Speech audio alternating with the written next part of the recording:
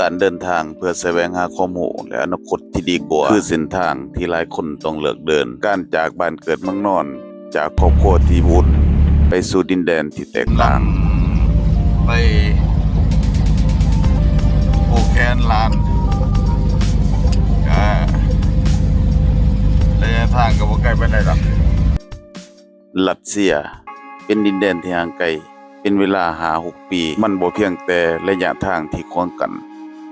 แต่เป็นบททดสอบของความผูกพันความคิดฮอดและความห่วงใย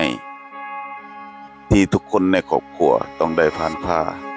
และคือการรอคอ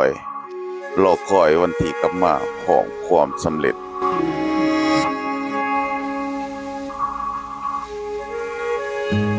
เจ้ามันไผ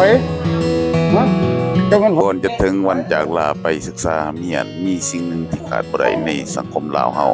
นั่นคือหีดของประเพณีอันดีงามของลาวเฮานั่นคือพิธีสู่ขวัญหรือการผูกแขน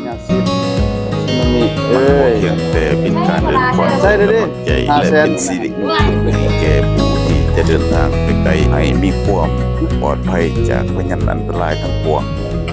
แต่ละพายสีขาวที่บรรจงผูกลงในข้อมือบ่ต่างหยังจากสายใยแห่งความหักความห่วงใยและคำอวยพรอันประเสริฐไปดีมาดีเด้อหลานเอ่ยคนขอเมียนเอาวิชาความโหเพื่อกลับมาพัฒนาบ้านเมืองให้มีคนหักคนแพงแข็งแรงปลอดภัย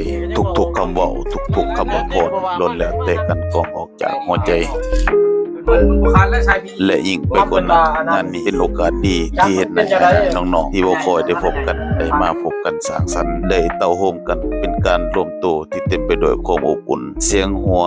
การเว้าจาถามข่าวๆทั้งเรื่องงานและเรื่องครอบครัวเรื่องสุขภาพและเรื่องลูกหลานทั้งหมดนี้คือการย้ำเตือนพวกเขาสามัคคีบ่ว่าไผจะอยู่ไสแต่ความรักความแพงความห่วงใย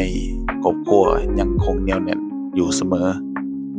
หลังจากผูกแขนสำเร็จเวลาก็มาถึงการสร้างสรรค์แบบเล็กๆน้อยๆเสียงเพลงเสียงลำเป็นความสุขในแบบของคนลาวบ่เพียงแต่เป็นการทรงจำแต่มันยังสร้างความทรงจำที่ดีเป็นภาพที่เต็มไปด้วยรอยยิ้มเสียงหัวเพื่อให้ผู้ที่เดินทางไปไกลเก็บภาพนี้เป็นกำลังใจให้ทุกความอบอุ่นในมื้อนี้เป็นกำลังใจในการก้าวไปการเดินทางที่แท้จริงบ่ได้เริ่มจากสนามบินแต่เริ่มจากเส้นพายเส้นนี้เส้นทางที่นำเอาความหวังของทุกคนกลับขึ้นมา